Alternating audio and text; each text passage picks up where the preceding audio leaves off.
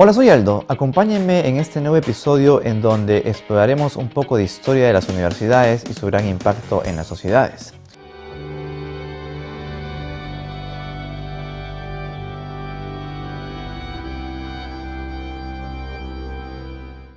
Las universidades que vemos hoy en día no siempre fueron así, por supuesto. Son el resultado de una larga evolución. Sus orígenes se remontan a las escuelas medievales conocidas como Studia Generalia, las cuales eran lugares de estudio generalmente reconocidos abiertos a estudiantes de todas partes de Europa.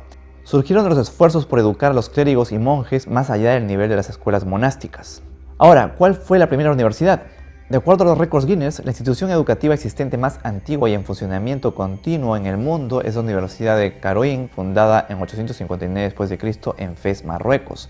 Por si pensaban que era la Universidad de Bolonia, Italia, pues no, esa fue fundada en 1088 y es la más antigua, pero de Europa. Se convirtió en una escuela de derecho civil y canónico muy respetada. La primera universidad que surgió en el norte de Europa fue la Universidad de París, fundada entre 1150 y 1170. Se destacó por su enseñanza de la teología y sirvió de modelo para otras universidades del norte de Europa, como la Universidad de Oxford en Inglaterra, que estaba bien establecida a finales del siglo XII. Las universidades de París y Oxford estaban compuestas por colegios, que en realidad eran residencias estudiantiles bien dotadas. Estas primeras universidades eran corporaciones de estudiantes y maestros y recibieron sus estatutos de papas, emperadores y reyes. Eran libres de gobernarse a sí mismas siempre y cuando no enseñaran ni ateísmo ni herejía. Estudiantes y maestros elegían juntos a sus propios rectores. Sin embargo, como precio de la independencia, las universidades tenían que financiarse a sí mismas, así que los maestros cobraban honorarios y para asegurarse el sustento tenían que complacer a sus alumnos. Estas primeras universidades no tenían edificios permanentes y poca propiedad corporativa y estaban sujetas a la pérdida de estudiantes y maestros insatisfechos que podían emigrar a otra ciudad y establecer allí un lugar de estudio. A partir del siglo XIII se establecieron universidades en muchas de las principales ciudades de Europa. Se fundaron universidades en Salamanca, en Padua, en Roma, en Florencia, en Praga, en Viena, en Heidelberg, en Provenza, en Leipzig, en St. Andrews, en Lovaina, en Glasgow, en Friburgo, en Tübingen. Luego el descubrimiento de América, la primera universidad que se fundó en el Nuevo Mundo fue la Universidad de San Marcos, que por cierto sigue vigente hasta ahora. La Reforma Protestante del siglo XVI y la Contrarreforma posterior afectaron a las universidades de Europa de diferentes maneras. En los estados alemanes se fundaron nuevas universidades protestantes y los protestantes se hicieron cargo de las escuelas más antiguas, mientras que muchas universidades católicas romanas se convirtieron en firmes defensoras del aprendizaje tradicional asociado con la Iglesia Católica. Para el siglo XVII, tanto las universidades protestantes como las católicas se habían dedicado demasiado a defender las doctrinas religiosas y por lo tanto se resistieron al nuevo interés por la ciencia que había comenzado a extenderse por Europa. Se desalentó el nuevo aprendizaje y por lo tanto muchas universidades atravesaron un periodo de relativo declive. Sin embargo, se continuaron fundando nuevas escuelas durante este tiempo. La primera universidad moderna en Europa fue la de Halle, fundada por luteranos en 1694. Esta escuela fue una de las primeras en renunciar a la ortodoxia religiosa de cualquier tipo en favor de la investigación intelectual racional y objetiva, y fue la primera donde los profesores daban clases en alemán, es decir, una lengua vernácula en lugar de latín. Las innovaciones de Halle fueron adoptadas por la Universidad de Göttingen una generación más tarde y posteriormente por la mayoría de las universidades alemanas y de América. A finales de los siglos XVIII y XIX, la religión fue gradualmente desplazada como fuerza dominante a medida que las universidades europeas se convertían en instituciones de aprendizaje e investigación modernas y se secularizaban en su plan de estudios y administración. Estas tendencias fueron tipificadas por la Universidad de Berlín, en la que la experimentación de laboratorio se hizo primordial. Las doctrinas teológicas, filosóficas y otras tradicionales fueron examinadas con un nuevo rigor y objetividad y fueron pioneros los estándares modernos de libertad académica. El modelo alemán de la universidad, como un complejo de escuelas de posgrado que realizaban investigación y experimentación avanzadas, demostró tener una influencia mundial. Hasta finales del siglo XVIII, la mayoría de las universidades occidentales ofrecían un plan de estudios básico basados en las 7 artes liberales: gramática, lógica, retórica, geometría, aritmética, astronomía y música. Luego, los estudiantes procedieron a estudiar en una de las facultades profesionales de medicina, derecho y teología.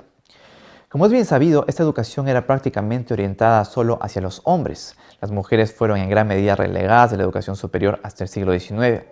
Antes de eso, los seminarios femeninos eran la principal alternativa para las mujeres que deseaban obtener un título superior. Pero eso no quiere decir que no hubo mujeres que se graduaron en universidades. Las hubo, pero muy pocas. La mayoría procedían de familias adineradas o bien educadas y los ejemplos más antiguos de estas mujeres se pueden encontrar en Europa. A continuación citaremos algunas de ellas. Juliana Morel se doctoró en Derecho en España en 1608. Ana María van Schurman, una muy conocida pintora, flautista, poeta y erudita, mejor conocida por su excepcional saber y su defensa de la educación femenina, asistió a la Universidad de Utrecht, Países Bajos, en 1636. Úrsula Agrícola y María Johanna Palmgren fueron admitidas en la Universidad en Suecia en 1644. Elena Cornaro Piscopia obtuvo un doctorado en filosofía en la Universidad de Padua, en Italia. Laura Bassi obtuvo un doctorado en filosofía en la Universidad de Bolonia y luego se convirtió en la primera mujer en enseñar de manera oficial en una universidad europea. Cristina Roccati recibió un título universitario en Italia. Aurora Liljenroth se graduó de la universidad en Suecia, la primera mujer en hacerlo allí. Hoy en día esto ha cambiado, por supuesto, y tanto que en algunos países como en Estados Unidos, por ejemplo, las mujeres jóvenes tienen más probabilidades de matricularse en la universidad que los hombres jóvenes, y entre las personas mayores de 25 años, las mujeres tienen más probabilidades que los hombres de tener un título universitario de 4 años.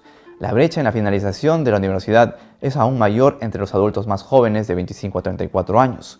Los logros educativos de las mujeres se han producido junto con su creciente participación en la fuerza laboral, así como con los cambios estructurales en la economía. El impacto que han tenido las universidades en la sociedad desde su creación ha sido muy profundo. Esta nueva forma de enseñanza comunitaria condujo a un rápido aumento en el porcentaje de personas que sabían leer y escribir en la Edad Media. A medida que la población creció y la economía comenzó a florecer, la gente comenzó a desear una educación formal. Estos centros de enseñanza continuaron floreciendo hasta convertirse en un fenómeno mundial que ha cambiado el mundo de hoy y permite a millones de personas profundizar en sus vidas, sus áreas de interés preferidas, además de influir positivamente en 4 dominios de impacto principales: expansión del conocimiento e innovación, desarrollo económico, capacidades mejoradas del capital humano y bienestar social y calidad de vida. Pese a todos estos avances, para muchos una educación universitaria sigue siendo algo que parece inalcanzable. Por eso en el próximo episodio nos adentraremos en las diferentes formas que tenemos para financiar este tipo de aprendizaje. Ahí nos vemos. Gracias por ver este video. Hasta la próxima.